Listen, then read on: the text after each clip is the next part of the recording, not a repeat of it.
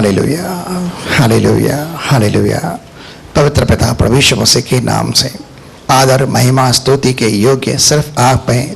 जलाल गौरव प्रतिष्ठा सिर्फ आपके पवित्र नाम को मिले। बात सत्य है प्रभु कि तू अपनी पवित्रता के कारण सबसे महान, तेजोमय, भययोग्य, सामर्थी और सबसे ऊंचे पे रहने वाला परमेश्वर है। हम सब भाई बहन मिलकर तेरे नाम की इबादत करते हैं और तुझे धन्य और पवित्र कहते हैं और आप ही के नाम को ऊंचा उठाकर हम आपके सामने झुकते हैं। यीशु मसीह के एक पाक पवित्र नाम से हम सबों के ऊपर अनुग्रह कर हमारी बेटों को स्वीकार कर और तेरे द्वारा प्राप्त की गई धनराशि जो कमाई के तौर हमें मिली है, जिसका अंश हम कुछ तेरे समक्ष ले आए हैं उठाने की बेटों के तौर, दशवांश के तौर। प्रभु इन सारे बेटों को आप स्वीकार करें और अपने कहे हुए वचन के अनुसार हमारे लिए स्वर्ग के दरवाजे खोलकर हम पर न केवल मसीह में महिमा का धन उंडेलें, परंतु हमारे ऊपर अब्राहम की आशीषों को भी उंडेल कर आशीषित करें, ताकि हमारे जीवनों के अंदर कोई भी ऐसा क्षेत्र न हो जहाँ पर हम तेरी महिमा को न देख पाएँ, लेकिन स्वास्थ्य हो, शरीर हो, आनंद हो, हर एक जगह के ऊपर प्रभु हम तेरी ओर से आशीष प्राप्त करें पिता। ऐसी दया, कृपा और अनुग्रह कर पिता। और हमारे लिए जो नाश करने वाला है, जो दुख, संकट, तकलीफों को, परेशानियों, बीमारियों को, कर्जों, मर्जों को, ब्याज बट्टों को ले आता है, ऐसी सारी धन चुराने वाली बातों को हमारे जीवनों से, हमारे घर परिवार से दूर हटा और यीशु मसीह के एक पाक पवित्र नाम से तेरे लहू के बारे में और तेरे दूतों के शौने में हमारी रक्षा, सुरक्षा कर और हम पर अनुग्रह करके हुए हमें अपनी आत्मा के द्वारा, अपने वचन के बल के द्वारा सामर्थ देकर आशीषित कर, ताकि हम सदा सब बातों के द्वारा तेरी महिमा करते रहें। प्रभु यीशु मसीह के नाम से जिन्होंने जो कुछ भी दिया प्रभु उन्हें 100 गुना प्रतिफल दे, 1000 गुना बरकत दे और तेरी महिमा के लिए हर एक का धन बढ़ता जाए। शरीर के अंदर भी बले चंगे रहें, शांति आनंद से अत्याधिक परिपूर्ण है और तेरी महिमा हर एक के स्वास्थ्य जीवन के द्वारा होती रहे। और पिता इस समय कलीसिया अपने कानों को खोल रही है कि तेरे वचन को ग्रहण कर सके, सुन सके और तेरे सुने हुए शब्द के द्वारा हमें लाभ मिले और तेरे सुने हुए शब्द के द्वारा बोले लोगों को जैसे प्रकाश मिलता है, वे समझ बुद्धि प्राप्त करते हैं, वैसे ही तेरा शब्द हमारे जीवनों के अंदर हमें समझ बुद्धि प्रदान करने वाला बन सके। हम तेरे शब्द का तेरी आत्मा के द्वारा अपने जीवन में स्वागत करते हैं। अब से कलीसिया से जो कुछ आत्मा कहना चाहते हैं हम आपका स्वागत करते हैं प्रभु यीशु मसीह के सामर्थी नाम से। एक जोरदार ताली देंगे परमेश्वर के नाम की महिमा के लिए और अपने भाई कुमार तोलानी जी का परमेश्वर की वेदी पर स्वागत करते हैं।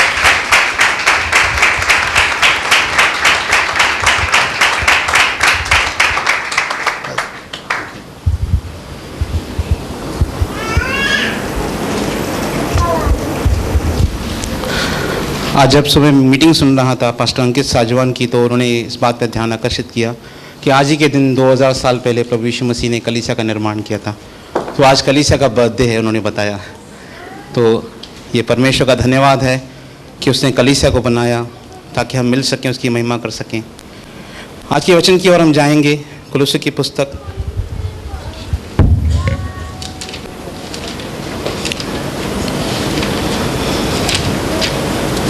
2 अध्याय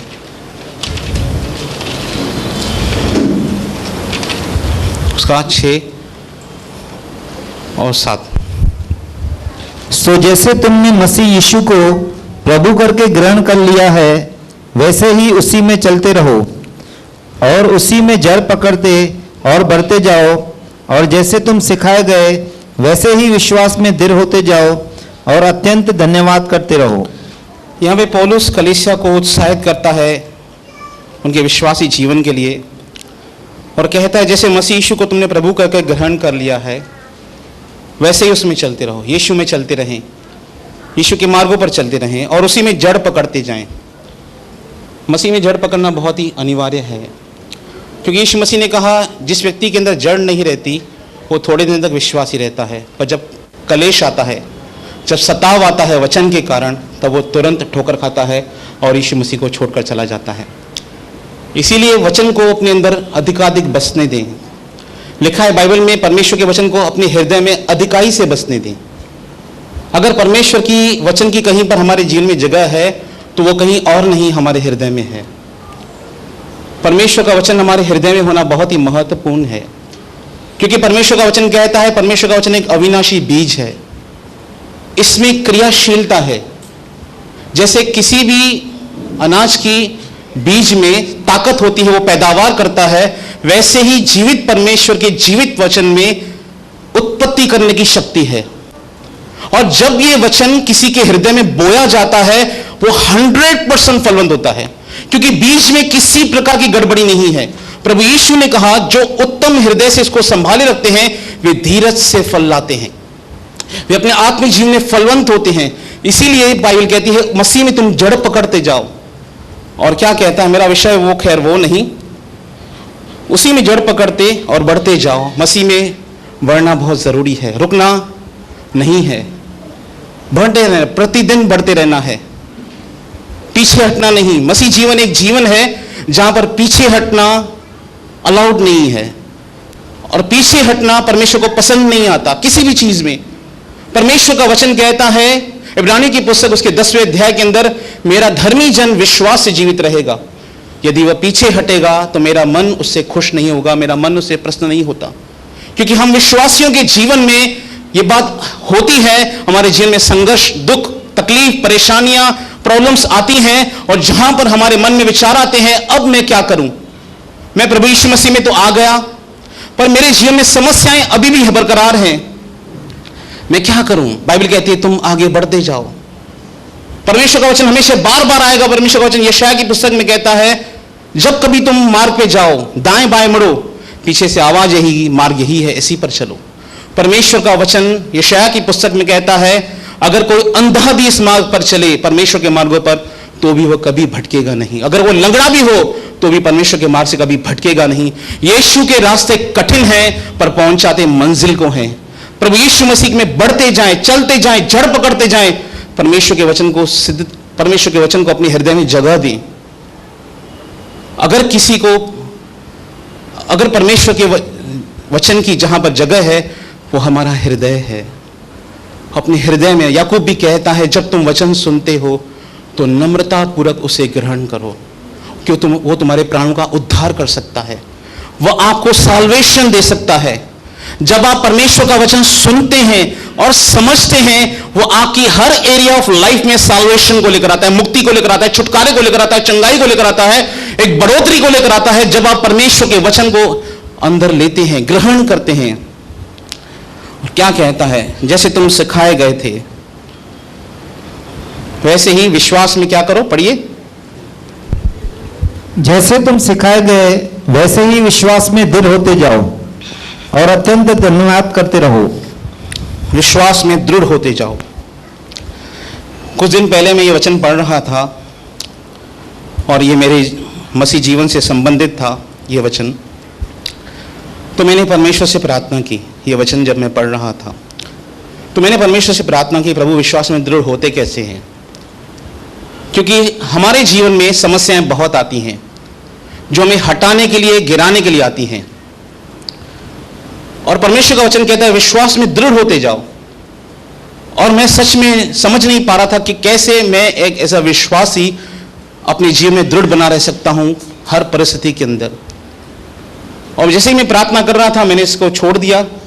फिर थोड़े दिनों के बाद परमेश्वर का वचन मुझे मिला। हम एक वचन पढ़ेंगे पहले, कुलुस्सी की पुस्तक 1 अध्याय, सॉरी इफिसी की पुस्तक 1 अध्याय।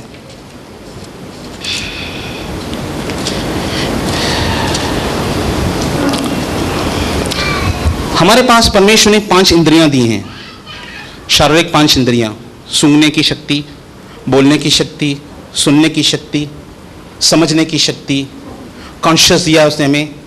ये हमारी शक्ति है, सेंसेस हैं, 5 सेंसेस हैं। जैसे छूने की हम महसूस कर सकते हैं, हम इंसान महसूस कर सकते हैं। वैसे ही आत्मिक जीवन में भी सेंसेस हैं, ज्ञानेंद्रियां हैं, इंद्रियां हैं जो आत्मिक रीति से कार्य करती हैं। और पौलुस यहाँ पर प्रार्थना करता है कलीसिया के लिए, इफिसियों की पुस्तक 1 अध्याय 16, 17 और 18।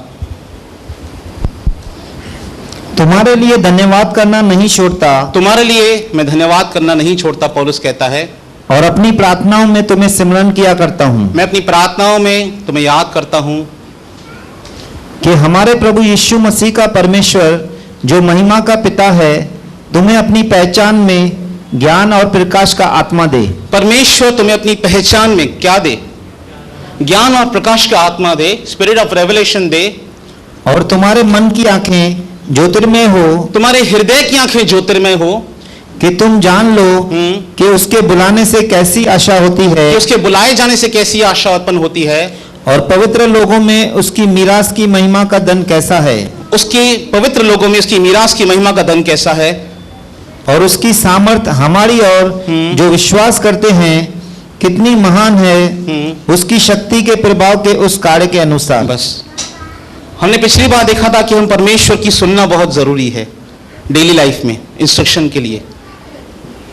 अपने आत्मिक कानों को परमेश्वर के लिए खोलना बहुत जरूरी है। पर आज मैं आपको, मेरा इंटेंशन है कि आपको आकर्षित करूं देखने के प्रति। हम पढ़ेंगे एक व्यक्ति के जीवन के बारे में, इब्रानियों की पुस्तक उसका 11 अध्याय पढ़ेंगे।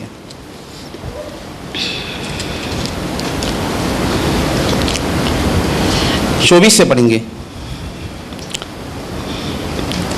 मुझे आंसर यहां पर मिला था इब्रानियों की पुस्तक 11वें अध्याय में कि मैं परमेश्वर से प्रार्थना कर रहा था कि मैं विश्वास में दृढ़ कैसे बन सकता हूं, और मुझे परमेश्वर ने इस व्यक्ति के बारे में दिखाया। 24 से पढ़ेंगे। विश्वासी से मूसा ने सयाना होकर फिरौन की बेटी का पुत्र कहलाने से इनकार किया। विश्वास ही से मूसा ने सयाना होकर फिरौन की बेटी का पुत्र कहलाने से इनकार किया। हम सब जानते हैं मूसा की स्टोरी को। जब वह बड़ा हो गया तो उसे पता चला कि मैं इजरायली हूं, और उसने इनकार किया मिस्र की संतान होने का, और इसीलिए कि उसे पाप में थोड़े दिन के सुख भोगने से परमेश्वर के लोगों के साथ दुख भोगना और उत्तम लगा। उसे पाप में थोड़े दिन सुख भोगने से परमेश्वर के लोगों के साथ दुख भोगना अधिक उत्तम लगा, क्योंकि इसके सामने एक चॉइस थी, चुनाव था उसके जीवन के अंदर।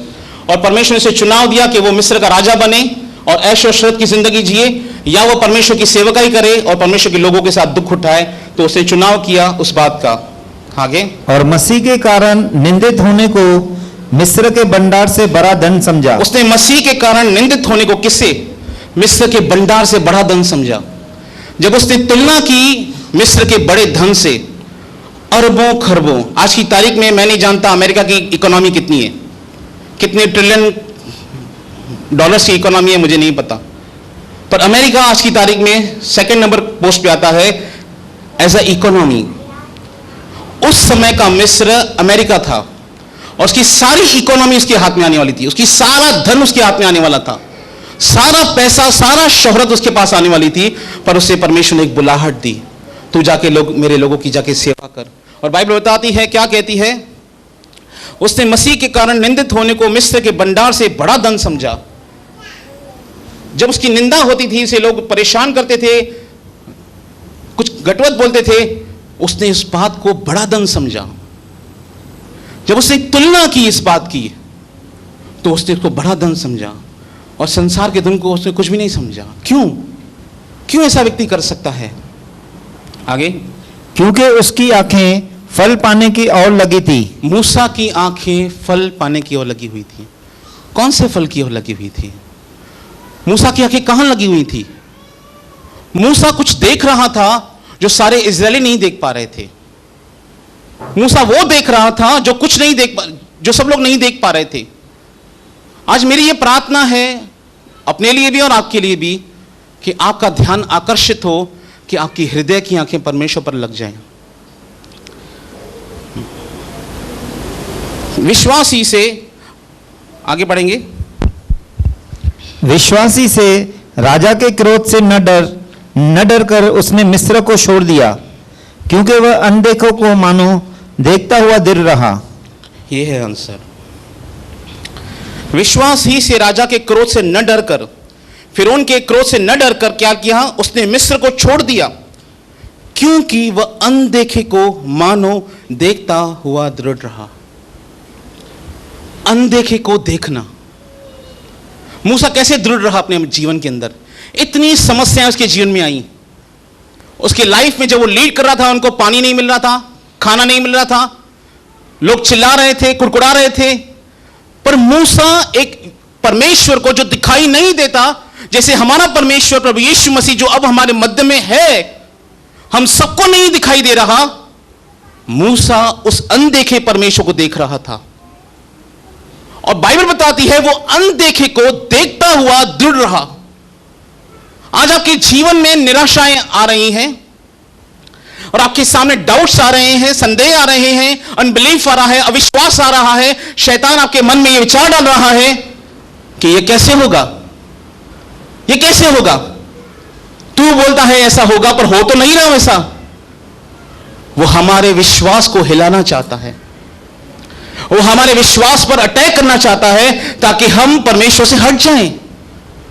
मूसा के सामने समस्या आई, पर बाइबल बताती है, क्या कहते हैं, फिर से हम पढ़ेंगे इस वचन को, विश्वासी से, राजा के क्रोध से न डर कर।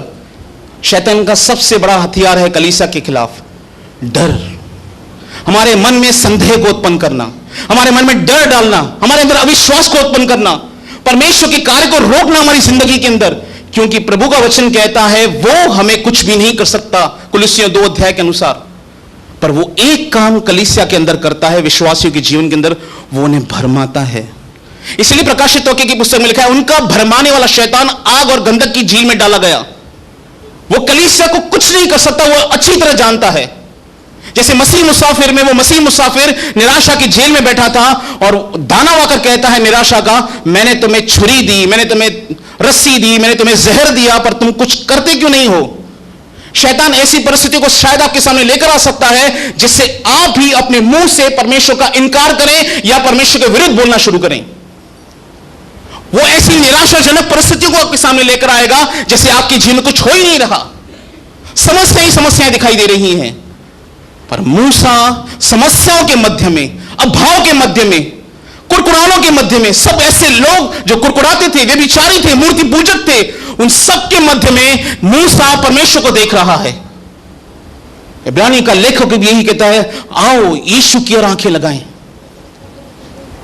आज हमारा, अगर आपको विश्वास में दृढ़ होना है, एक ऐसा विश्वासी बनना है अपने जीवन के अंदर कि उसके जीवन में कोई परिस्थिति क्यों ना आए, वो मसीह से हिलने न पाए, आपको एक काम करना है, जितना मैं जानता हूं और भी हो सकते हैं, अपनी आंखें यीशु मसीह पर लगाएं। हमारा परमेश्वर दिखता नहीं है तो कैसे दिखे उसे। इसीलिए मैंने आपको वचन पढ़ा है, हृदय की आंखें ज्योतिर्मय होना है। जब आपकी हृदय की आंखें ज्योतिर्मय हो जाएंगी तब आप एलीशा के समान देखने लगेंगे जो गेहजी नहीं देख पा रहा था। आज हमारी समस्या क्या है? आज हमारी समस्या यही है कि हम गेहजी के समान शत्रुओं को देख रहे हैं चारों ओर, और एलीशा उन शत्रुओं के पीछे परमेश्वर की सेना को देख रहा था जो गेहजी को नहीं दिखाई देती है। और जब गेहजी चिल्लाता है, हाय मेरे प्रभु, हाय मेरे प्रभु, सबने हमें घेर लिया, तब एलीशा उसके लिए प्रार्थना करता है और कहता है कि हे परमेश्वर उसकी आंखों को खोल। और जैसे ही गेहजी की आंखें खुलती हैं, वो क्या देखता है? एलीशा के चारों ओर स्वर्गदूत खड़े हैं। अगर परमेश्वर वाकई हमारी हृदय की आंखें खोल दे, जैसे उसने बिलाम की गदही की आंखें खोल दी, तो आपको यीशु मसीह इस कलीसिया में दिखाई देगा। यीशु मसीह इस कलीसिया में है, क्योंकि वचन कहता है 1 कुरिन्थियों 5 अध्याय के अंदर, जब मसीह की सामर्थ हमारे साथ इकट्ठा होती है, जब हम कलीसिया में इकट्ठा होते हैं, वही हमारा उद्देश्य है। कैसे एक विश्वासी विश्वास में दृढ़ बने। क्या आप इस बात को समझ रहे हैं? क्या आप इस बात को समझ रहे हैं? क्या आपके माइंड डिस्ट्रैक्ट तो नहीं हो रहे कि कैसे एक विश्वासी अपने विश्वासी जीवन में दृढ़ बना रह सकता है? फिर से पढ़िए इसको वचन को। विश्वासी से राजा के क्रोध से न डरकर उसने मिस्र को छोड़ दिया। उसने मिस्र को छोड़ दिया क्योंकि वह अनदेखों को मानो देखता हुआ दृढ़ रहा। वो अनदेखे परमेश्वर को देखता था। और ऐसे ही हम भी अपने मसीह जीवन में दृढ़ बने रह सकते हैं जब हम अनदेखे परमेश्वर को देखना शुरू करें। कैसे दिखाई देना शुरू होता है? उसके वचन को पढ़िए। यीशु मसीह ने कहा यूहन्ना 10 अध्याय के अंदर, जो कोई परमेश्वर से सिखाया हुआ है वो मेरे पास आता है। फिलिपुस कहता है यीशु मसीह से, पिता को हमको दिखा दे, यही बहुत है। यीशु मसीह कहता है, मैं इतने दिन से तेरे साथ हूं, क्या तू मुझे नहीं जानता? कल्पना से भी परे है वो परमेश्वर जो एलिया से बात करता था, वो परमेश्वर जो एलिया डर के मारे एक पहाड़ पर गुफा में बैठा हुआ था, दुबका हुआ था, और परमेश्वर की आवाज आती है, एलिया तेरा यहां पर क्या काम? वो परमेश्वर जो भविष्यवक्ताओं से बातें करता था, वो परमेश्वर आपसे बातें करता है। कितनी अद्भुत बात है। वो परमेश्वर जो दानियल के साथ वार्तालाप करता था, वो परमेश्वर जो उनको वचन समझाता था, आपसे बातें करता है और वो चाहता है कि आप उसे देखें। वो चाहता है कि हम उसे देखें और अपने जीवन में दृढ़ बने रहें। यीशु मसीह ने कहा मत्ती की पुस्तक में, भले ही मैं प्रचार करता हूं,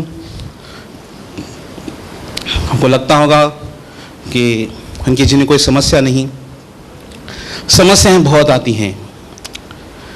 शैतान का सबसे बड़ा अटैक है हमारे थॉट्स के अंदर, हमारे अंदर नेगेटिव थॉट्स को बिल्ड करना।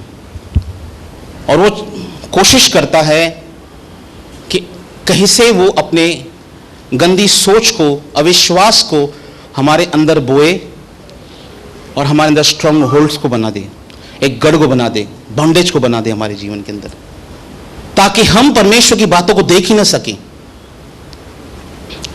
जैसे उसने संसार की आंखों को अंधा कर दिया है, बाइबल में लिखा है, उनकी बुद्धि अंधेरी हो गई है, बाइबल में लिखा है, इसलिए वो यीशु मसीह को नहीं जानते। इफिसियों की पुस्तक 4 अध्याय में ये वही काम कलीसिया के अंदर करना चाहता है कि अविश्वास, निराशा, उदासी विश्वासियों के अंदर इतनी बोध हो कि उनको परमेश्वर के कार्य, परमेश्वर का वचन समझना ही नहीं आए। पर परमेश्वर है, वो अपने लोगों को कभी नहीं छोड़ता। वो हमेशा अपने लोगों को प्रोत्साहित करता आया है हमेशा कि तुम मुझे देखो। अगर तुम्हें विश्वास में दृढ़ बनना है, स्ट्रांग बनना है, तुम मेरी ओर देखो। और आप यीशु को कैसे देख सकते हैं? आप यीशु को वचन के द्वारा देख सकते हैं। आप यीशु को हृदय से देख सकते हैं। जब परमेश्वर आपके हृदय की आंखों को खोलेगा, ये कैसे करेगा? ये परमेश्वर का काम है, किसी पासबान का, किसी ब्रदर का, किसी प्रचारक का ये काम नहीं कि आपके सर पर हाथ रखे और आपको यीशु मसीह की बातें दिखाई देना शुरू हो जाएं। एक दिन परमेश्वर के जिनमें ऐसा कार्य करेगा, अगर आप लालसा करते हैं कि प्रभु मेरे हृदय की आंखों को खोल। जॉन वेस्ली एक ऐसे मिशनरी थे जो डरते थे खुद मृत्यु के भय से, पर एक दिन परमेश्वर ने उनका हृदय ऐसा खोला कि वो एक बहुत ही प्रभावशाली व्यक्ति बन गए जब उनका हृदय परमेश्वर की ओर आया। मत्ती की पुस्तक 7 अध्याय 24 से पढ़ेंगे। इसीलिए जो कोई मेरी ये बातें सुनकर उन्हें मानता है, वह उस बुद्धिमान मनुष्य की नाई ठहरेगा। इसलिए जो कोई मेरा यह वचन सुनता है और क्या करता है, वो बिलीव करता है, प्रतीति करता है। जो मेरा वचन सुनता है और उस पर विश्वास करता है, हाँ, वह उस बुद्धिमान मनुष्य की नाई ठहरेगा। वो उस व्यक्ति के समान, उस बुद्धिमान व्यक्ति के समान होगा जिसने अपना घर चट्टान पर बनाया, जिसने अपना घर चट्टान पर बनाया और मेह बरसा और बाढ़ें आई और आंधियां चली और उस घर पर टकरे लगी, परंतु वह नहीं गिरा क्योंकि उसकी नींव चट्टान पर डाली गई थी। यह विश्वासी के जीवन को दिखाया गया है कि उसके जीवन में समस्याएं आती हैं, आंधी आता है, तूफान आता है, परेशानी आती है, पर वो विश्वासी परमेश्वर में स्थिर है क्योंकि वो मसीह में बना हुआ है, मसीह में स्थिर है। कैसे मूसा उन सारी परिस्थितियों में स्थिर रहा, दृढ़ रहा? क्योंकि वो परमेश्वर को देख रहा था। आज मेरा जो मकसद है आपको प्रोत्साहित करने के विषय में, वो यही है कि आप परमेश्वर को देखना शुरू करें, परमेश्वर के कार्य को देखना शुरू करें। जब आप परमेश्वर के उस कार्य को, परमेश्वर के उस अनदेखे परमेश्वर को देखते हुए बने रहेंगे, मैं सच कहता हूं, परमेश्वर का वचन इब्रानियों की पुस्तक उसके 11वें अध्याय उसके 6वें वचन में लिखा है, परमेश्वर के पास आने वाले को यह विश्वास करना चाहिए कि वह है और वह अपने खोजने वाले को प्रतिफल देता है। वो बिना प्रतिफल के किसी को नहीं छोड़ता। जो भी इसकी खोजना करता है, जो विश्वास से इसको खोजता है, परमेश्वर उसके जीवन में प्रतिफल को जरूर लेकर आता है, जैसे उसने मूसा के जीवन में किया। और जैसे परमेश्वर का वचन कहता है, आंधी आई, तूफान आए, परंतु उस घर से टक्करें लगी, उसके सामने समस्याएं आई, उसके सामने निराशा आई, पर उस निराशा में भी वो परमेश्वर में दृढ़ बना रहा क्योंकि उसकी आंखें मूसा के समान यीशु मसीह पर लगी हुई थी। क्या कहता है परमेश्वर का वचन इब्रानियों की पुस्तक 5वें अध्याय में?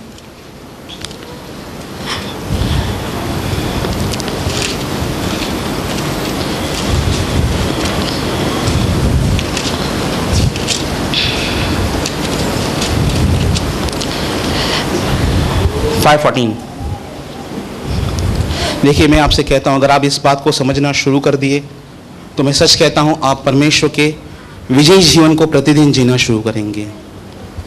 अगर आप इस बात को समझ गए, आप परमेश्वर को, उस अनदेखे परमेश्वर को अगर आपने देखना शुरू किया, मैं सच कहता हूं आप निराश नहीं होंगे अपने जीवन के अंदर, उदास नहीं हो जाएंगे छोटी छोटी बातों पर, क्योंकि आपकी आंखें यीशु मसीह पर लगी हुई हैं।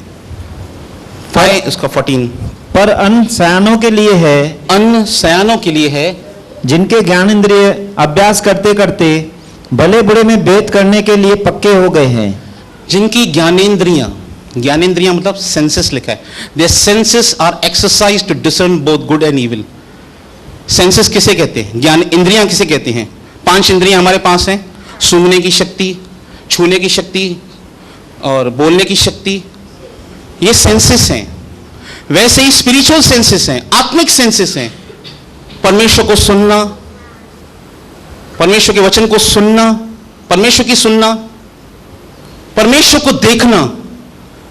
लिखा है जिनकी ज्ञानेंद्रियां अभ्यास करती हैं। विश्वास क्या है? विश्वास प्रतिदिन एक अभ्यास है। विश्वास प्रतिदिन का एक अभ्यास है कि मेरे सामने निराशा आएगी पर मैं निराश नहीं होऊंगा, मैं परमेश्वर के वचन का स्वीकार करूंगा। परमेश्वर का वचन मुझे क्या कहता है मैं उसे ग्रहण करूंगा। मेरा शरीर मुझे क्या कहता है, शैतान मेरे मन में क्या डल रहा है, लोग क्या कह रहे हैं, मैं उसे स्वीकार नहीं करूंगा, मैं उसे स्वीकार करूंगा जो परमेश्वर का वचन कहता है। और जब आप इस ज्ञानेंद्रिय को अभ्यास करते हैं, उससे प्रैक्टिस करते हैं, आप परमेश्वर के वचन में दृढ़ बन जाते हैं।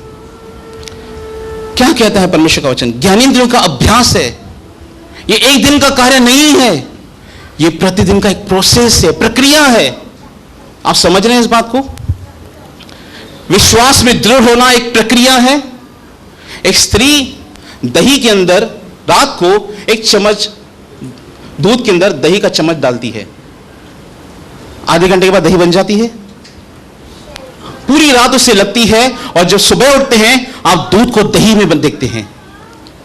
ये प्रोसेस है, ये प्रक्रिया है दूध से दही बनने की। वैसे ही विश्वास की प्रक्रिया है। जब आप परमेश्वर के वचन से परमेश्वर को देखते हैं, आप परमेश्वर में दृढ़ बने रहते हैं। निराशाएं आती हैं पर आप उस निराशाओं के अंदर भी विश्वास में दृढ़ बने रहते हैं। परमेश्वर का वचन क्या कहता है? 2 कुरिन्थियों 4 अध्याय। यह केवल एक व्यक्ति की बात नहीं है, हर एक विश्वासी के लिए है।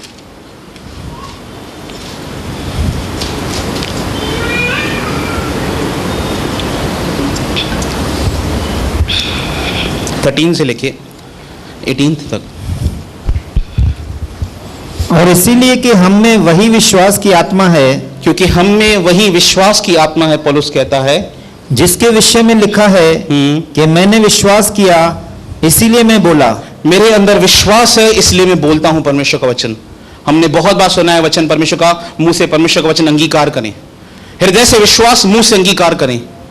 मैंने विश्वास किया, मैंने बोला, सो हम भी विश्वास करते हैं, हम भी विश्वास करते हैं, इसीलिए बोलते हैं, इसीलिए बोलते हैं, क्योंकि हम जानते हैं जिसने प्रभु यीशु को जिलाया वही हमें भी यीशु में भागी जानकर जिलाएगा। जिसने प्रभु यीशु मसीह को मुर्दों में से जीवित किया वो हमें एक दिन वापस से पुनर्जीवित करेगा और तुम्हारे साथ अपने सामने उपस्थित करेगा। हाँ, क्योंकि सब वस्तुएं तुम्हारे लिए है, हाँ, ताकि अनुग्रह बहुतों के द्वारा अधिक होकर परमेश्वर की महिमा के लिए धन्यवाद भी बढ़ाए।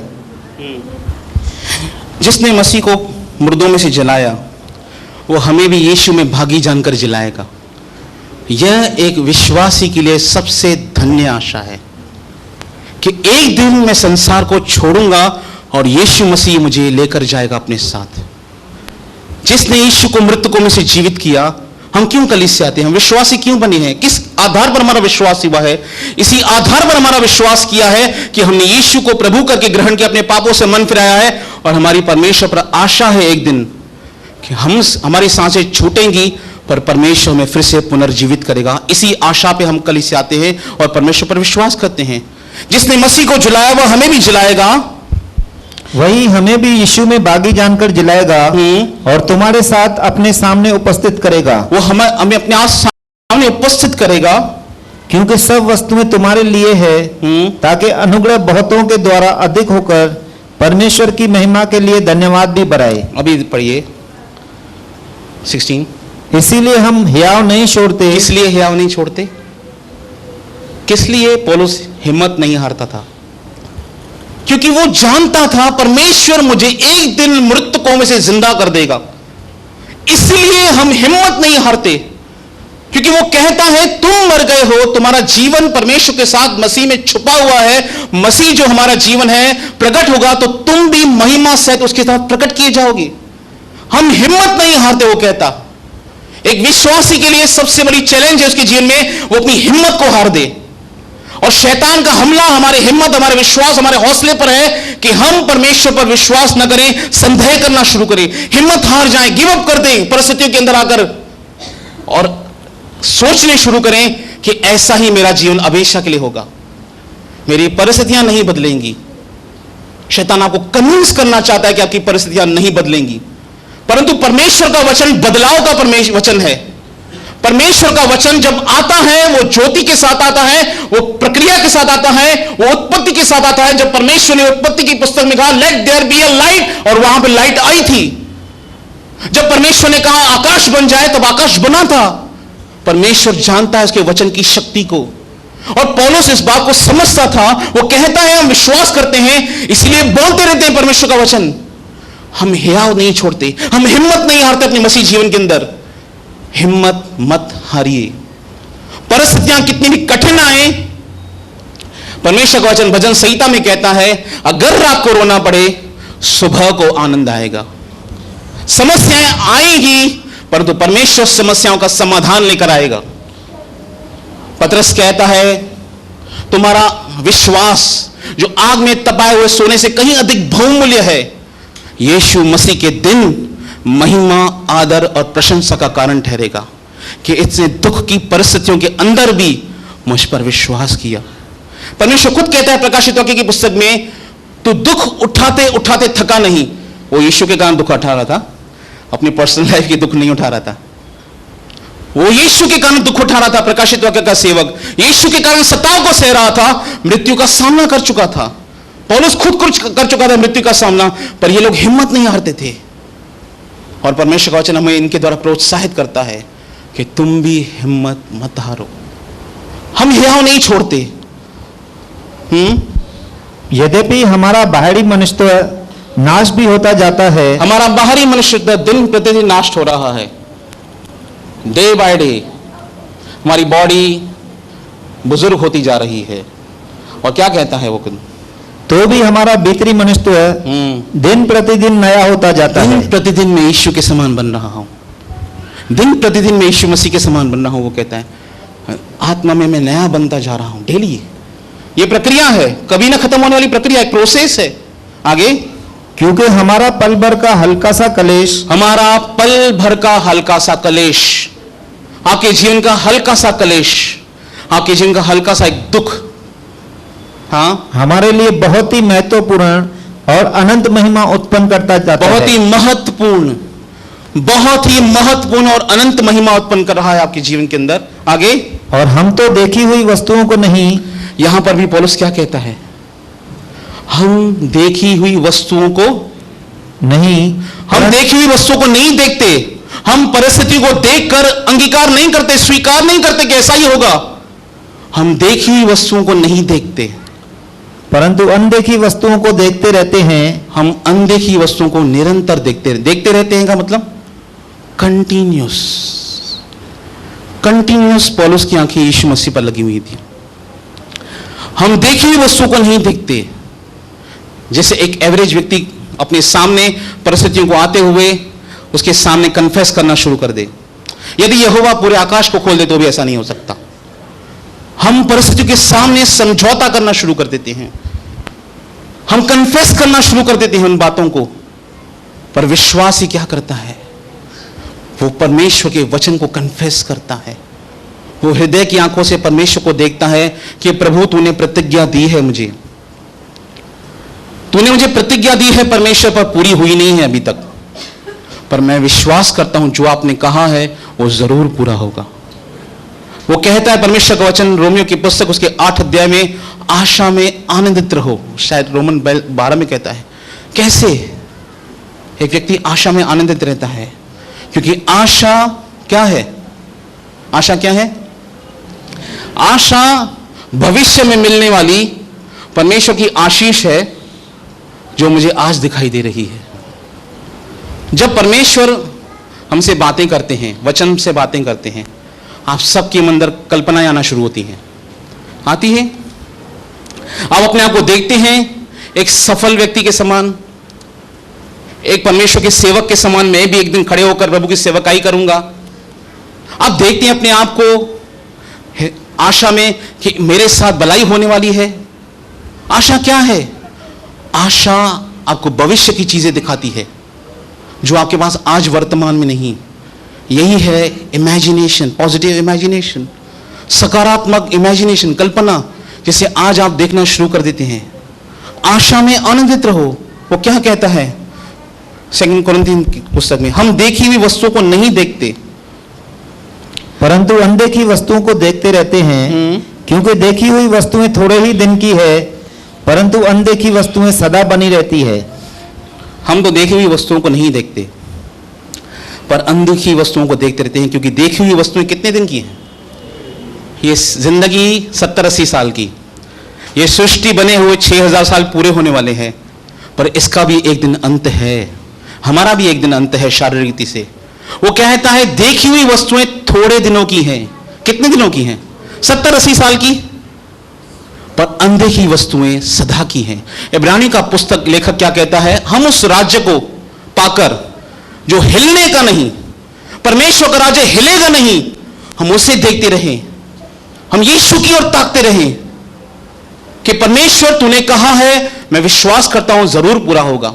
हबक्कुक कहता है, परमेश्वर हबक्कुक के द्वारा कहता है कलीसिया को, चाहे मेरे वचन के पूरे होने में विलंब हो तो भी मेरे वचन में कभी धोखा नहीं होगा।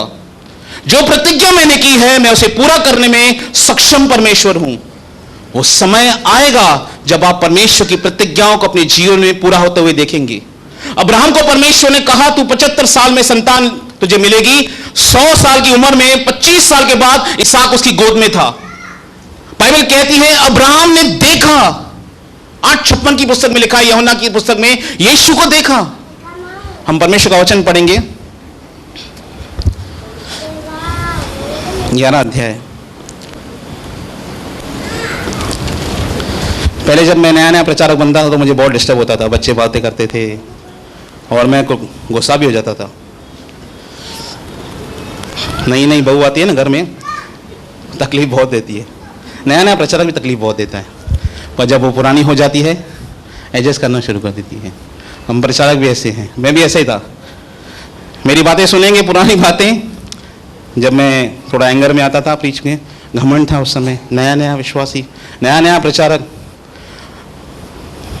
तो घमंड था जो परमेश्वर ने निकाला और निकाल रहा है।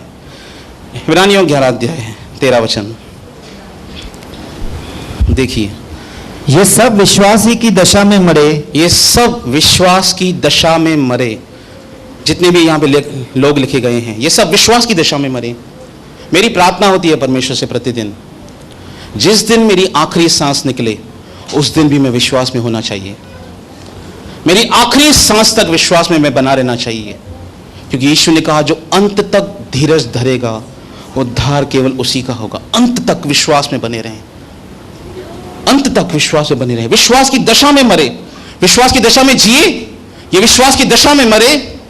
और उन्होंने प्रतिज्ञा की हुई वस्तुएं नहीं पाई। प्रतिज्ञा की हुई वस्तुएं नहीं पाई। कुछ संसारिक ब्लेसिंग्स परमेश्वर ने बोली थी अब्राहम इन सबको, उनको तभी नहीं मिली। फिर क्या हुआ? पर उन्हें दूर से देखकर आनंदित हुए। कैसे देखा? दूर से देखा। कैसे देख रहे थे? अपने हृदय की आंखों से दूर से देखा और क्या हुआ?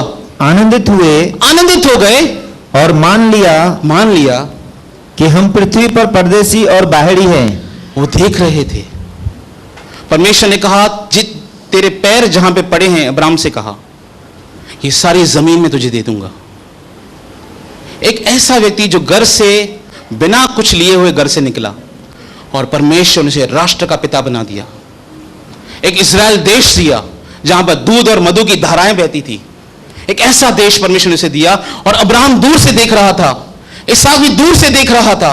याकूब भी दूर से देख रहा था कि परमेश्वर ने यह प्रतिज्ञा दी है, और वो खुश हो रहे थे, आनंदित हो रहे थे। आगे और क्या कहते थे, उन्होंने मान लिया क्या हैं हम, और मान लिया कि हम पृथ्वी पर परदेसी और बायरी हैं। हम पृथ्वी पर कौन है? परदेसी। आप महाबलेश्वर घूमने जाएं 2 दिन के लिए, बंगलो खरीद लेंगे वहां पे? नहीं, आप जानते हैं मैं केवल 4 दिन के लिए आया हूं। हम इस संसार में परदेसी हैं, यह सत्य है। जो कुछ मेरा है मुझे यहीं पे छोड़ना है, मेरे सारे रिश्ते यहीं पे टूटेंगे, मैंने जो कुछ किया वो सब यहीं पे रह जाएगा। जब मैं मरूंगा, मैं और परमेश्वर और कोई नहीं होगा, मैं और परमेश्वर और कोई नहीं, एक ही रिश्ता काम में आएगा, मैं और परमेश्वर, और कुछ काम नहीं आएगा। उन्होंने दूर से देखा, कहा मैं पृथ्वी पर परदेशी हूं, बाहरी हूं। वो अपने आप को कहते थे। हर एक विश्वासी, अगर आप पुराने समय में जाएं, चाहे आप याकूब के विषय में पढ़े, आप दाऊद के विषय में कहे पढ़े, हर व्यक्ति यही बात कहता था, मैं परदेसी हूं, मैं बाहरी हूं, मैं इस देश का नहीं हूं, मैं एलियन हूं। बाइबल में कहा एलियन थे वो लोग, इस संसार के नहीं, परमेश्वर के। पर वो क्या कर रहे थे? दूर से देख रहे थे। क्या आप दूर से देख रहे हैं अपनी प्रतिज्ञाओं को? क्या आप परमेश्वर की ब्लेसिंग्स को, जो आपके पास आज नहीं है, वो कुछ भी हो सकता है, संतान, जिसको संतान नहीं हुई, फाइनेंशियल ब्रेक थ्रूस हो सकते हैं आपकी लाइफ के, आपकी लाइफ की कोई समस्या, हेल्थ इश्यूज, डिप्रेशन, डर, जिससे आप संघर्ष कर रहे हैं, क्या आप दूर से देख रहे हैं?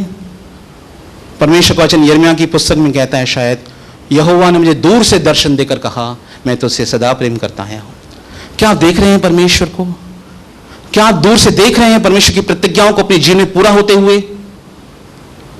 मैं विश्वास करता हूं आपके अंदर वो है विश्वास, केवल आपको उसे इस्तेमाल करना है। आपके सामने अविश्वास आएगा, संदेह और अविश्वास नहीं, परंतु परमेश्वर पर विश्वास करें, प्रभु से सहायता मांगे, परमेश्वर की आंखों को खोलेगा। मैं नहीं खोल सकता। पौलुस तीमुथियुस से कहता है, और मैंने ये वचन बार बार कोट किया है, जो मैं कहता हूं उस पर ध्यान दे, प्रभु तुझे सब बातों की समझ देगा, प्रभु आपको समझाएगा, प्रभु आपकी आंखें खोलेगा। जैसे उसने बिलाम की गधी की आंखें खोल दी थी और उसने स्वर्गदूत को देखा था, अगर वो उसकी खोल सकता है, वो हमारी भी आंखें खोल सकता है कि हम उसे देख सकें। अगर मसीह में दृढ़ बनना है, विश्वास में दृढ़ बनना है, पतरस क्या कहता है? पढ़िए परमेश्वर का वचन 5 अध्याय 8 वचन।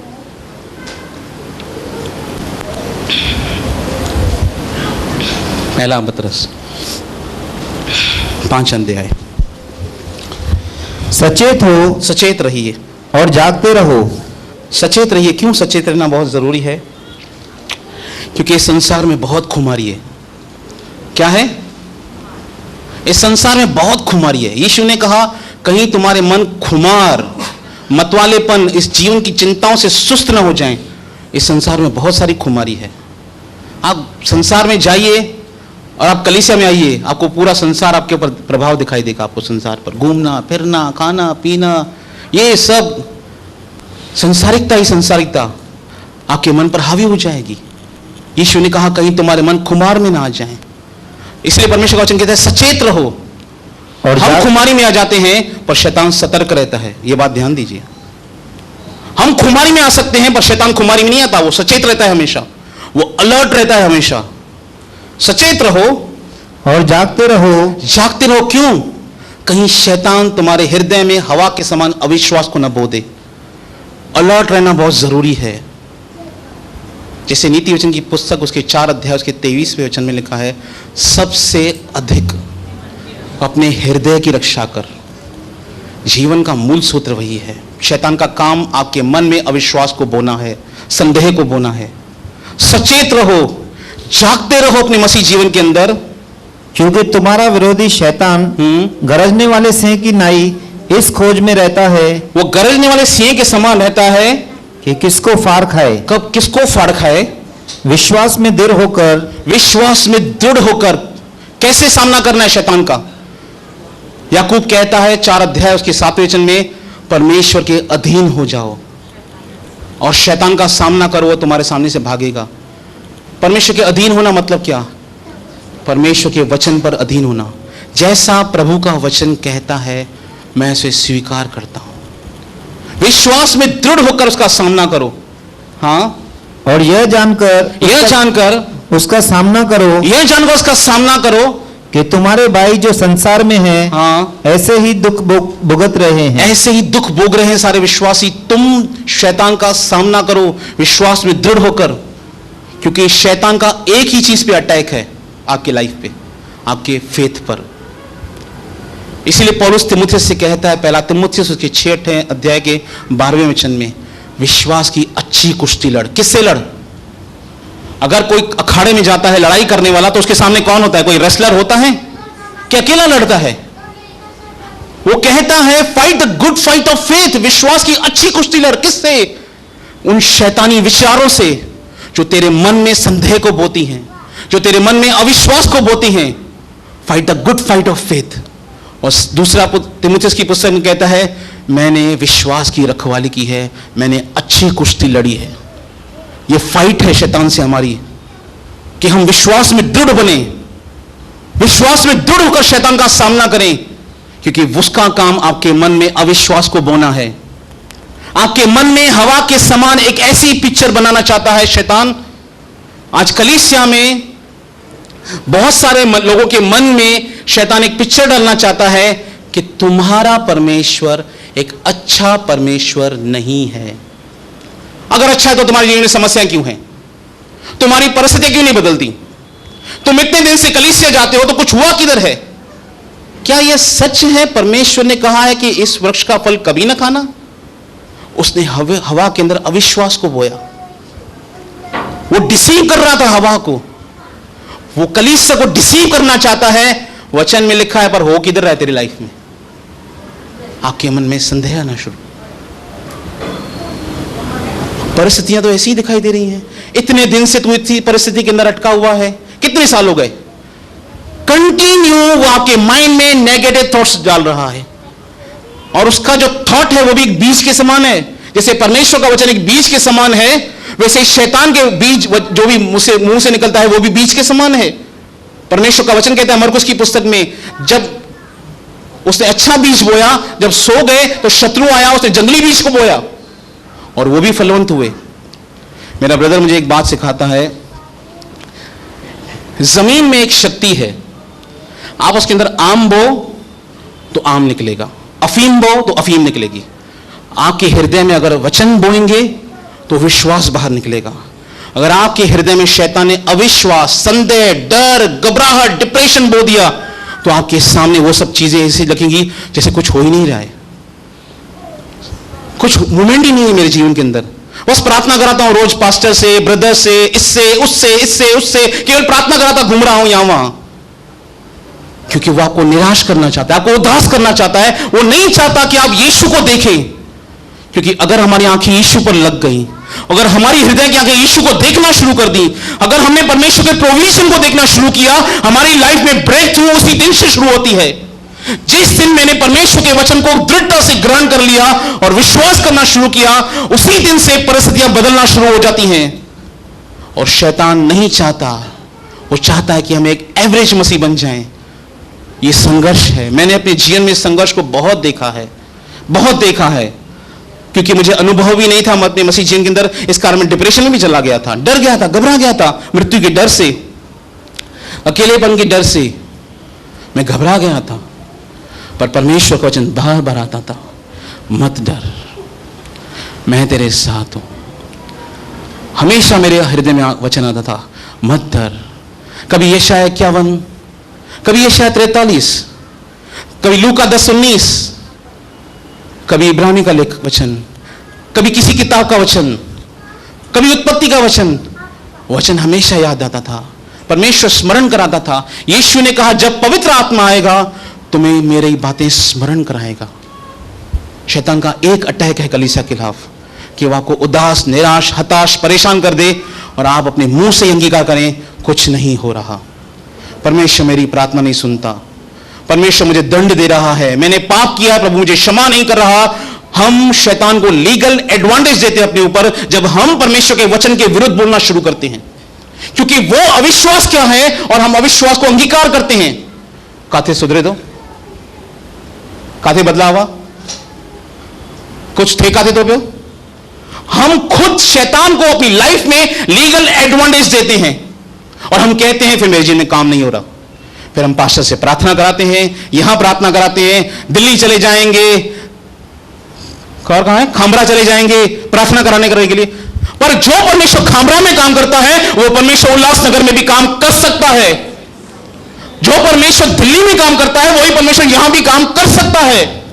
विश्वास आपका कहां पर है? आपका विश्वास कहां पर है? किसी मनुष्य पर या परमेश्वर के वचन पर? कुरिन्थियों की पुस्तक में लिखा है, एक बार जब मैं नया नया विश्वासी बना, फाइनेंशियल प्रॉब्लम में था, एक ब्रदर ने कहा चलो भविष्यवक्ता के पास चलते हैं। विश्वासी 3 नंबर में गए, उसके घर के बाहर ताला लगा था। मैं निराश होकर घर चला गया, खोली पुस्तक, जानते हैं क्या मिला? तुम्हारा विश्वास मनुष्य के ज्ञान पर नहीं परमेश्वर की सामर्थ्य पर निर्भर हो। मुझे ये वचन मिला परमेश्वर का। किसी कलीसिया में जाना गलत नहीं है, मैं किसी को नीचे भी नहीं कर रहा, क्योंकि मैं खुद परमेश्वर के दासों को सुनता हूं। पर मैं आपको इस बात से उत्साहित करना चाहता हूं, आपका विश्वास कहां पर है? शैतान आपको निराश करना चाहता है, उदास करना चाहता है, और आप अपने मुंह से अंगीकार करना शुरू करते हैं। मुझे ऐसा फील हो रहा है। बहुत बार भावनाएं गलत हो सकती हैं, इमोशंस बहुत बार डिसेप्टिव हो सकते हैं, धोखेबाज हो सकते हैं। एंजाइटी क्या है? एंजाइटी और पैनिक अटैक्स क्या हैं? जानते हैं क्या है? शैतान का एक बीज है जिसको हम सच मान बैठे हैं।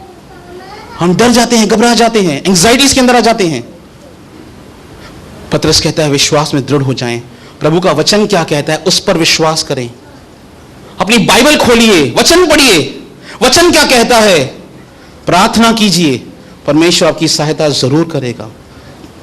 लास्ट वचन में हम पढ़ेंगे रोमियो की पुस्तक, 2 वचन हैं आखिरी के, 5 मिनट में आपके लूंगा।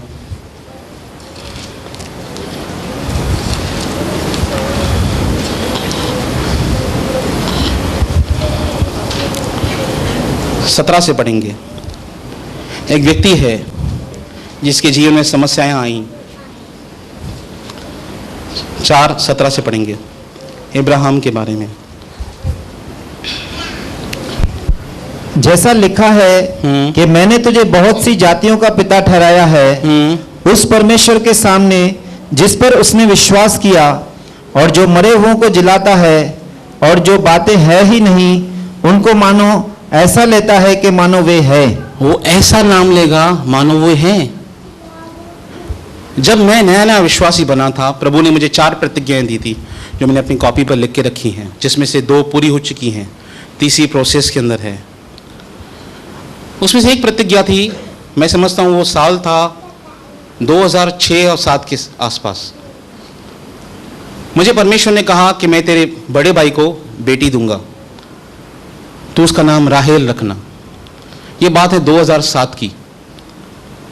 और मैंने अपने पापा से ये बात शेयर की कि पापा मुझे परमेश्वर ने ये कहा है कि तेरे भाई को बेटी होगी। 2010 में मेरे भाई की शादी हुई, मैं समझता 9 या 10 साल, मुझे एग्जैक्टली याद नहीं है। और 11वें साल में मेरी भाभी को बोन टीबी हुआ था, डॉक्टर ने कहा बच्चा नहीं हो सकता, आप सोच भी नहीं सकते। और उस समय एक व्यक्ति मेरे सामने आया, तो वो मुझे कन्विंस करने की कोशिश कर रहा था, सोच तेरे भाई को बेटी नहीं बेटा हो तो। मैंने कहा क्यों सोचूं? उसने कहा सोच। एक ब्रदर मुझे कह रहा था, पुराना विश्वासी, सोच। मैं क्यों सोचूं? बोला सोच तो सही। मैं सोचूं क्यों? जब परमेश्वर ने कहा है तो बस हो गई बात। पर 1 अगस्त 2012 को 11 बज के मैं समझता हूँ 40 मिनट के आसपास रात को हमारे भाई को एक बेटी उत्पन्न हुई। मेरे घर में एक बेटी आई जिसका नाम हमने राहेल रखा। जो बातें हैं ही नहीं 2006 में वो मुझे नहीं दिखाई देती थी। 2006 में 7 में जब परमेश्वर ने मुझे कहा कि तेरे घर में एक बेटी आएगी, वो लड़की मुझे दिखाई नहीं देती थी। पर 2012 में वो मुझे दिखाई देना शुरू हो गई। परमेश्वर ऐसी बातें करता है जो है नहीं और आपकी लाइफ में उसको एग्जिस्टेंस में लेकर आता है। ये दुनिया जो भी आपको दिखाई दे रही है कहां से बनी है जानते हैं? ये संसार जो आपको दिखाई दे रहा है कहां से निकला है? ये दिखाई देने वाली दुनिया अनदेखी दुनिया से निकली है, परमेश्वर की। वैसे ही आपकी सारी ब्लेसिंग्स उस अनसीन वर्ल्ड के अंदर हैं, अनदेखी दुनिया के अंदर हैं, वो परमेश्वर की दुनिया के अंदर है। आपको उस अनसीन वर्ल्ड से इस सीन वर्ल्ड के अंदर लेकर आना है बाय फेथ, कि नहीं मेरे साथ ऐसा होगा, परमेश्वर ने कहा है मेरे जीवन में ऐसा जरूर होगा। और आप अनसीन को सीन देखेंगे जब आप परमेश्वर पर अपनी आंखें लगाए रखेंगे। क्या लिखा है? जो बातें हैं ही नहीं वो मानो ऐसे बोलता है परमेश्वर जैसे है। 5 मिनट ब्रदर ज्यादा लूंगा पास्टर जी। आगे, उसने निराशा में भी आशा रखकर विश्वास किया। On the contrary to hope लिखा है। निराशाजनक परिस्थितियां, परमेश्वर ने कहा तुझे संतान होगी, 75 साल का हो चुका है, संतान नहीं है। उसने निराशाजनक परिस्थितियों में क्या किया? आशा रखा। क्या कहता है इब्रानी का लेखक 11 अध्याय के पहले वचन में? अब विश्वास आशा की हुई वस्तुओं का निश्चय है और अनदेखी वस्तुओं का प्रमाण है। यह आपकी पहचान है, प्रमाण है। ये फेथ है क्या? जो मुझे दिखाई नहीं दे रहा भविष्य में, मैं उसे देख रहा हूं अपने हृदय में। यह है फेथ। और पौलुस कहता है हम अनदेखे को देखते रहते हैं। मूसा अनदेखे को देख रहा था परमेश्वर को, भले वो दिखाई नहीं देता पर उसके काम जरूर दिखाई देते हैं। हमारा परमेश्वर दिखाई नहीं देता पर उसके काम दिखाई देते हैं, नहीं दिखाई देते हैं? कितने लोग एडिक्शन से छुटकारा पा चुके हैं, लतों से छुटकारा पा चुके हैं? कितने लोग दुष्ट आत्मा से छुटकारा पा चुके हैं? ये कौन कर रहा है? हम कर रहे हैं। ये परमेश्वर कर रहा है अपने कार्यों के द्वारा। आगे, उसने निराशा में भी आशा रखकर विश्वास किया, इसीलिए कि उस वचन के अनुसार कि तेरा वंश ऐसा होगा, वह बहुत सी जातियों का पिता हो। वह बहुत सी जातियों का पिता हो। वो इस वचन पर विश्वास कर रहा था। जो वचन उससे कहा गया था, उसे बाइबल नहीं थी। आज आपके पास बाइबल है, उसके पास बाइबल नहीं थी। उसके पास एक ही वचन था, तेरा वंश ऐसा होगा। परमेश्वर से कहा आकाश के तारों के समान तेरा वंश होगा। और वो देख रहा था परमेश्वर को। यूहन्ना 8 अध्याय का 56 पढ़िए। अब्राहम के बारे में यीशु मसीह कह रहे हैं कुछ।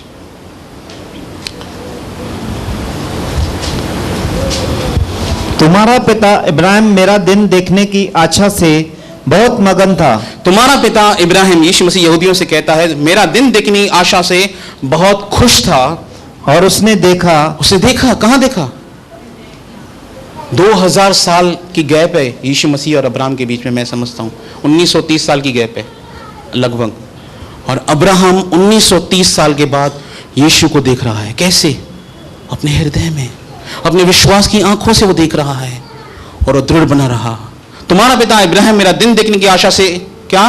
बहुत मगन था, बहुत खुश था। वो देख रहा था यीशु मसीह को अपने अंदर कि मेरा वंश यीशु मसीह ऐसा होगा, और खुश हो रहा था। फिर से आएंगे रोमियो की पुस्तक में।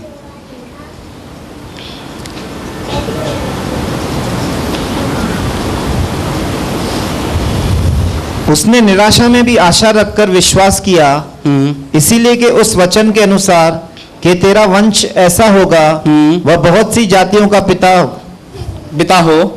हाँ, उसने निराशा 19 पढ़िए। और वह जो 100 वर्ष का था, वह जो 100 साल का था। कितने साल का था? 100 साल का था।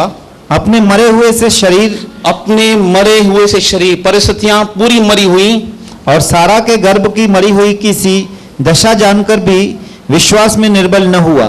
खुद का शरीर मरा हुआ, पत्नी का शरीर मरा हुआ, पर इन सब परिस्थितियों को देखने के बाद भी इब्राहिम विश्वास में निर्बल नहीं हुआ। लिखा है he did not waver in faith।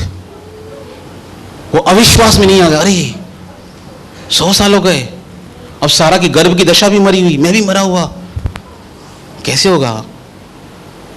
होगा? वो ऐसे नहीं सोचता था। वो परमेश्वर पर पूरा विश्वास करता था। वचन में लिखा है, प्रभु ने कहा है जरूर पूरा होगा।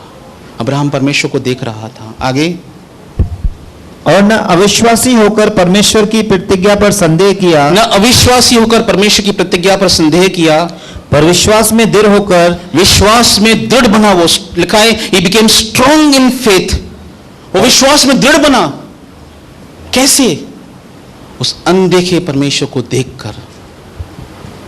मेरी आज आपके लिए उत्साहित करने वाली बात यह है कि आप लोग परमेश्वर को देखना शुरू करें अपने हृदय की आंखों से।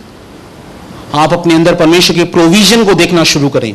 आप देखना शुरू करें कि मेरे साथ ऐसा होने वाला है। परमेश्वर ने कहा है मैं इस मुकाम पर जरूर पहुंचूंगा, मैं जरूर सफल बनूंगा अपने जीवन के अंदर। आप उसको ऐसा देखना शुरू करें। ये मेरा प्रीच करने का मुख्य कारण है। आगे, पर विश्वास में दृढ़ होकर परमेश्वर की महिमा की, विश्वास में दृढ़ होकर उसने परमेश्वर की महिमा की, और निश्चय जाना कि जिस बात की उसने प्रतिज्ञा की है, निश्चय जाना, he became fully convinced, और निश्चय जाना कि जिस बात की उसने प्रतिज्ञा की है वह उसे पूरी करने को भी सामर्थी है। पूरी करने को वो परमेश्वर सामर्थी परमेश्वर है। अपनी आंखें यीशु पर लगाएं। परिस्थितियों को मत देखिए। जो शैतान मन में बो चुका है उसे परमेश्वर के वचन के ताकत से लेकर कुरिन्थियों के अनुसार उस गढ़ को धाना शुरू कीजिए। परिस्थिति को मत देखिए, परमेश्वर पर देखिए जो सब कुछ कर सकता है। लास्ट वचन, इब्रानी का वचन 12 अध्याय, उसका एक वचन पढ़ेंगे। इस कारण जबकि गवाहों का ऐसा बड़ा बादल हमको घेरे हुए है, इस कारण जबकि गवाहों का ऐसा बड़ा बादल, मूसा, पौलुस, इब्राहिम हमको घेरे हुए हैं, तो आओ हर एक रोकने वाली वस्तु, हर एक रोकने वाली वस्तु, आप यह ध्यान कीजिए, जब भी आप यीशु की ओर आगे बढ़ेंगे रोकने वाली वस्तुएं जरूर आएंगी। रोकने वाली वस्तु, जब आप गोलायत से लड़ने जाएंगे अमीनादाब बीच में जरूर आएगा। जब आप एलिया को फॉलो करेंगे, एलीशा के समान भविष्यवक्ताओं का ग्रुप आकर कहेगा ये चला जाएगा। हर एक रोकने वाली वस्तु शैतान आपके मन में करेगा तू नहीं कर सकता, वो आपके अंदर बोलेगा नहीं कर सकता, नहीं हो सकता। हर एक रोकने वाली वस्तु कलीसिया जाके क्या करेगा? मन में अविश्वास बोएगा। हर एक रोकने वाली वस्तु और उलझाने वाले पाप को दूर करके, हर एक उलझाने वाले पाप को जो आसानी से हमें गिराता है, चाहे वो व्यभिचार हो सकता है या और कोई पाप भी हो सकता है, कुछ भी पाप हो सकता है, हर एक उलझाने वाले पाप को दूर करके वह दौड़ जिसमें हमें दौड़ना है, वह दौड़ जिसमें हमें दौड़ना है मसीह के अंदर, धीरज से दौड़े। धीरज से दौड़े। गिरे हैं उठकर खड़े हो जाएं। यीशु ने कहा मेरा धर्मी जन 7 बार गिरेगा, मैं उसे 7 बार उठाऊंगा। धीरज से दौड़ें। और आप क्या करें? और विश्वास के कर्ता और सिद्ध करने वाले ऑफ आवर फेथ, विश्वास के कर्ता और सिद्ध करने वाले, आपके विश्वास का जो कर्ता परमेश्वर है, जो आपके विश्वास को सिद्धता तक ले जा सकता है। हाँ, यीशु की ओर ताकते रहें, यीशु की ओर ताकते रहें। सारी परिस्थिति के अंदर किसी को मत देखिए, यीशु मसीह को देखिए। मैं विश्वास करता हूं, जब मैं इस समय आराधना कर रहा था कलीसिया में, मैं पूरी रीति से कन्विंस्ड हूं, विश्वास के साथ हूं कि यीशु हमारे साथ इस समय इस कलीसिया के अंदर है।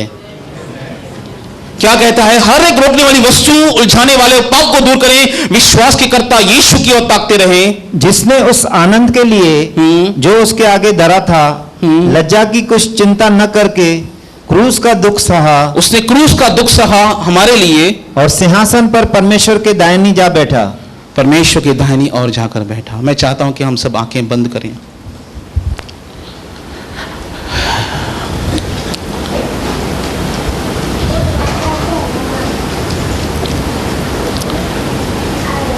वो देखना शुरू करें जो नहीं दिखता, अर्थात परमेश्वर,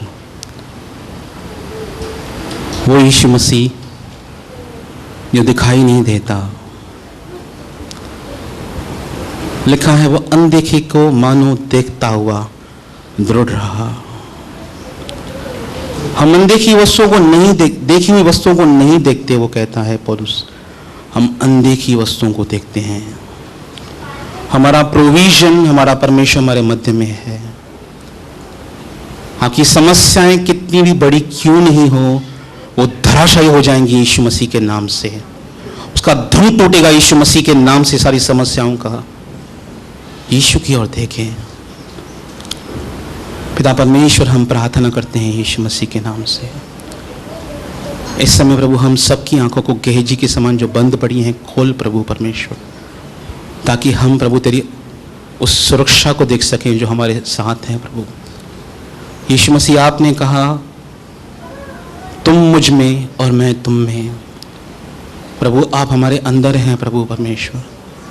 हम देख सकते हैं प्रभु विश्वास की आंखों से आपको प्रभु, कि आप हमारे हृदय के अंदर बैठे हुए हैं प्रभु परमेश्वर, और विश्वास करते हैं प्रभु आप पर। पिता परमेश्वर, हम प्रार्थना करते हैं मूसा के समान हमें दृढ़ बनने में सहायता और मदद कर प्रभु। पौलुस के समान हमारी आंखों को खोल प्रभु, ताकि जो निराशा प्रभु हमारे कलीसिया पर हावी हो चुकी है प्रभु, लोगों के मनों पर हावी हो चुकी है प्रभु, परिस्थितियां कन्विंस करना शुरू कर चुकी हैं प्रभु, आज हम प्रार्थना करते हैं प्रभु तू फिर से उनको उठाकर खड़ा कर प्रभु। तू उन्हें इनकरेज कर मेरे स्वर्गीय पिता, उन्हें प्रोत्साहित कर प्रभु। जैसे भजन संहिता में लिखा है, जब तू मेरा हियाव बढ़ाएगा प्रभु, तब मैं तेरे मार्गों पे दौड़ूंगा प्रभु परमेश्वर। हम सबकी हियाव को बढ़ाइए प्रभु, हमारी आंखों को ज्योतिर्मय कीजिए प्रभु, ताकि आपकी प्रोविजन को हम देख सकें प्रभु परमेश्वर। हम विश्वास करते हैं आप हमारे मध्य में हैं पिता। ये प्रार्थना हम उद्धारकर्ता प्रभु यीशु मसीह के नाम से मांगते हैं, आमीन आमीन।